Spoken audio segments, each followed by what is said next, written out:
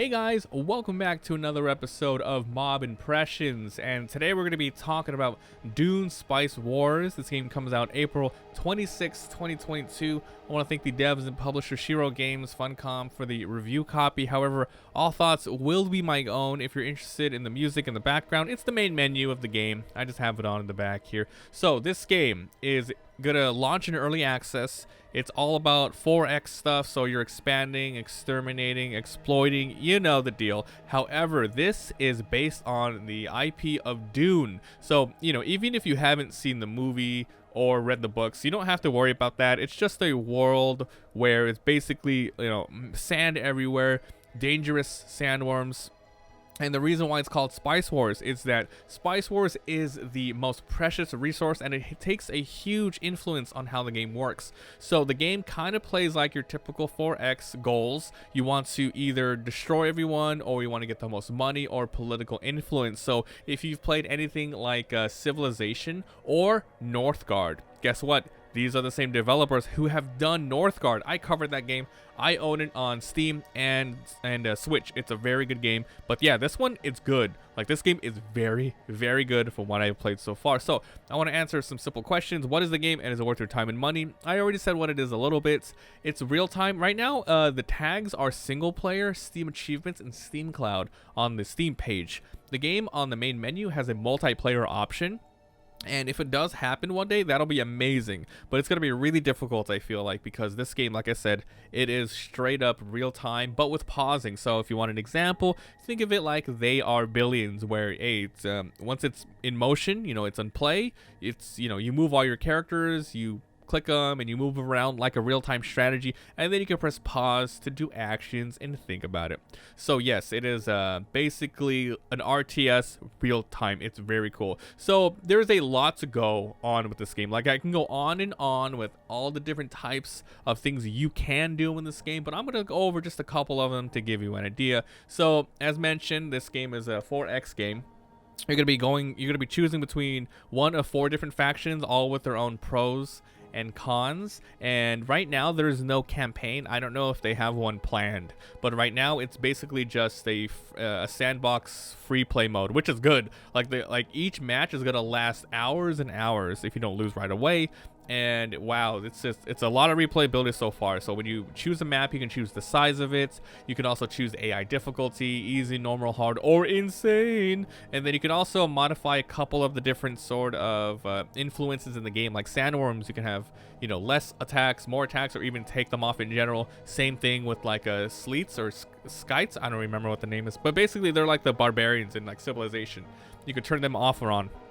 Okay, so this game plays like very slow, but it picks up. There's a lot to learn, and there is a decent tutorial. This game, I think it really benefits if you have played 4X games in the past. If you just jump right in, you better be able to, you know, learn and sit down and figure out what's going on, because the UI and the amount of choices at your disposal could be overwhelming to those not familiar with the genre. But like I said, it's a pretty quick tutorial, but if you play those, it's going to be no problem. So you start with the base, and you have one unit, which is your orbital. I don't remember the specific name. Think of it like a Zurich eyeball, where you're just running around and looking at the map. So the game it's split in different regions on a gigantic map, and each region has most likely a town in it and a bunch of question marks. So you have to take your observer and unlock the question mark, which could be a town, and the town has like different sorts of abilities on it.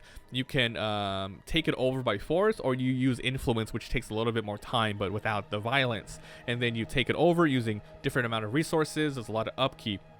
But once you take over that village, you have control of that specific region. So any enemy that goes into it is automatically, you know, going to be attacked. And you also can build buildings, which you can do production buildings. So let's say you build in a neighboring region that is really good for water production. You build a water building there, but you have to be very strategic. You're like, okay, this is on the very edge of the map, so yeah, I can probably build some really good economy buildings without the need of defensive buildings plus military militia there. But hey, I'm a little bit further south. There could be an enemy here. Yeah, let's go ahead and have some stations, you know, have some troops stationed here. Maybe I will put a shuttle here for quick access. So there is a ton of stuff to do, and there's a lot of resources to manage. Like I mentioned, the big one is spices. So that's the thing. The tutorial tells you right away, hey, go get some spices. You got to do this, because guess what? After a couple of in-game days, which is, it's somewhat turn-based, but not really. Like I said, it's real time, but there on the top right there is a little bar that keeps going. It's a loading bar, so and it goes during when the time's going. After a couple of in-game days, weeks, you have a spice tax. So every time the tax goes, you got to pay more and more. So you have to get spice either by trading with other units, mining it yourself, but you have to worry about the sandworms. But also it has a really neat feature because you can also sell and trade. Right, so you get your you start farming and harvesting the spice, and then you can have a little bit of a bar like, hey, I want them to go on the Choam markets, so you can have 20% of all spice I get, and in turn I want some money. So you have to realize, hey, what kind of balance do I want? Do I want more spice so I can pay off things, or do I want to maybe get more money so I can build my military and build more buildings, etc.? So it has a really cool meta resource management where you have to just figure out which buildings do you want in each area, because it's very limited. You can build at the start 2 buildings in one area, but you have to take into consideration where you are located on the map. Are you defended? Maybe the specific region has some better buffs, so you want to build towards those buildings. And then you have to look at your upkeep. People, if you have armies, they require upkeep. If you have buildings, they require upkeep. So you might want to be building things to work towards your missing materials, your resources, or even better yet, build buildings to alleviate some of the upkeep. It takes away a percentage of that. So it's a lot of that. The military and fighting is pretty interesting. You're not like spamming a million units. Every unit you do get, it's very, very important. First of all, they are expensive. They are very expensive at the beginning. A lot of upkeep. So you want to also balance again how many units you want at a time. You want to split them up in different areas, or do you want to keep them all together? Because you need them to take over, protect against raids, protect against other sort of attacks from the other players. But at the same time, if you have too many, they're just going to be sitting around doing nothing, because they can, run over to the fog of war and check it out, see what it looks like. But you really need your observers to head on over there and really uncover it.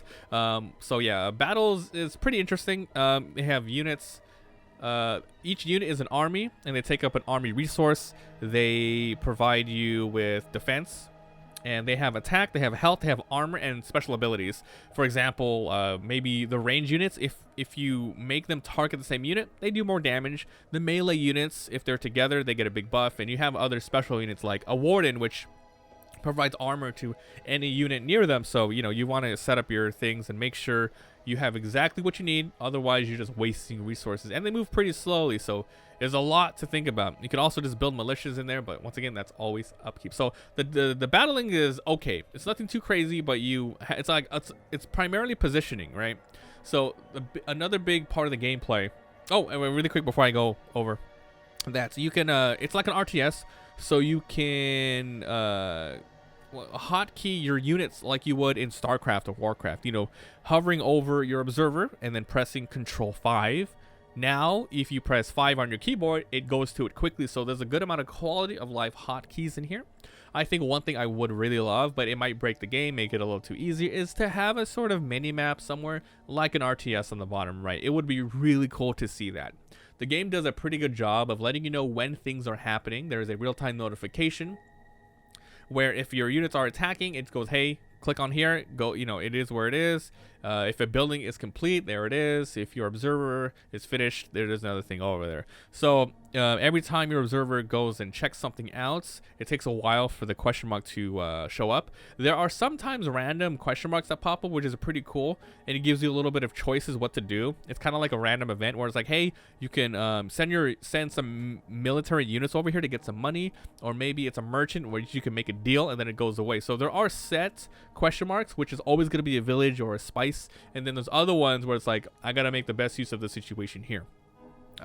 Another big thing is intel, right? You have agents, because this game is all about harsh espionage, finding out what's going on. So it's really cool. Once you unlock the espionage tree, you get agents every couple of minutes, every 10 or so minutes, and then you can apply them to different sort of tasks. You can make them really research another one of your enemy factions, or you can make them do like just gather intel overall about the world itself, and then you get some more basic income that way. So you apply them where you want, depending on your play style, and then you passively gain something called intel. Not only, besides the resources, you get intel, and with this intel you can start doing missions. So there's easy missions, normal missions, hard missions, insane missions. These range from getting some information about the points of interest around you, maybe poisoning the enemy's water so they don't get supply outside of their base when they attack you. And each one of these missions, depending on the difficulty, has a success rate or a fail rate. If they fail, the enemy can know what you're on against, or they can capture your units and they can recruit them themselves. So there's a lot of going on here. Like, this is a ton of things you can do. And the government takes control of all the spice taxes, but also there's some really cool mechanic called influence in this game. So everything you do, well, most everything you do will give you some sort of influence, and depending on how many votes you have, every sort of couple of days here, there's going to be 3 sort of contracts, or 3 gigantic decisions to be made. And some of them are good, like, hey, you get more Solaris bonus, or is a bad one where it's like, hey, you have, increase upkeep for your plasteel, or I don't know what's called, plasteel. Increase your upkeep. So there's good and bad ones, and everyone's going to be voting. So everyone can see it, and then after in-game days, you're going to be voting. So you have your regular votes, and you choose which house you want. So you go to the drop down under a good boon, and you choose yourself. You put how many votes. You go to a bad one, you put your enemy in there, and you put votes in there. And then whoever gets the most votes, it just happens. And then you get that buff or debuff for the duration until the next meeting. But what's really cool about this is not only can you play it safe and just do votes and hopefully you're good, but you can use influence. So the more things you do in the game, you gain influence. And then you can kind of make the people vote for you. So maybe, you have like 20 votes, but you have like 100 influence. Yeah, okay. I want the people to vote this for me, So basically do that. So there's a lot going on there. It's a ton. This game is absolutely insane. And I didn't even mention there's a research system. It's not as advanced or technically overwhelming as a civilization. Basically, you have like 4 trees. You got economic tree, you have a logistics, etc. And they give you a lot of really good, meaningful buffs. Like, oh, one makes your observers research faster, run faster, unlocks buildings, etc. So I know I've been explaining a lot about this game, Dune Spice Wars, but it's really good. Like, honestly, it is one of my favorite real-time strategy 4X games I've played. I really loved Northgard, and I think they did a really great job with this. It's early access, and I don't know what else, like, I don't know what's on the roadmap, what they're going to be doing next. But if they do some sort of multiplayer, it's going to be tough. It's going to be really tough because, what are you going to do with trading with units or anything like that? Is everyone going to be just real-time but slower? If they pull it off, it's going to be amazing because this game is highly strategic, really meta, a lot of random choices, a lot of random events, and a lot of random, like points of interest, but it gives you a lot of decisions. It's a game that makes you think, and I really like that. It's not a stupid game like, oh, there's only one way to win. There's a ton of ways to victory here. Even though there's like 4 like big major victories, there's a lot of ways to get there, and it's just a ton of trial and error. But my God, this is so good. I guess the only thing I would complain about is the early access right now. A little bit of the performance was bad, a lot of frame drops during some loading, but other than that, it's good. I thought. And the tutorial could be better for people who aren't used to this type of game, but I picked it up in like an hour easy, and like I learned everything. I was like, okay, this is fine. There were a couple things I'm still on about. I'm still trying to get to know, but the game did a decent job of letting you know, like, hey, this is what you're gonna do. Make sure you get spice right away. This is how you get your agents on the field, etc. But yeah, it's good. It's good. It's like it's not too overwhelming in any aspect. I think the military combat's good, the expanding is good, the trading is good. You can go peaceful route if you want. There's a lot of ways to do and get what you need. Dune Spice Wars, guys. It's good. It's really good. So check it out on Steam. $30. If you guys enjoyed, leave a like. It helps a lot. If you haven't already, subscribe for daily videos. I'll be uploading my playthrough on the Let's Play channel. I'm going to be starting with an hour-and-a-half video. Then I'm going to be posting like an hour one every single day because it's really good. I might play it a couple times. So thanks for watching. And I'll see you guys next time. Bye.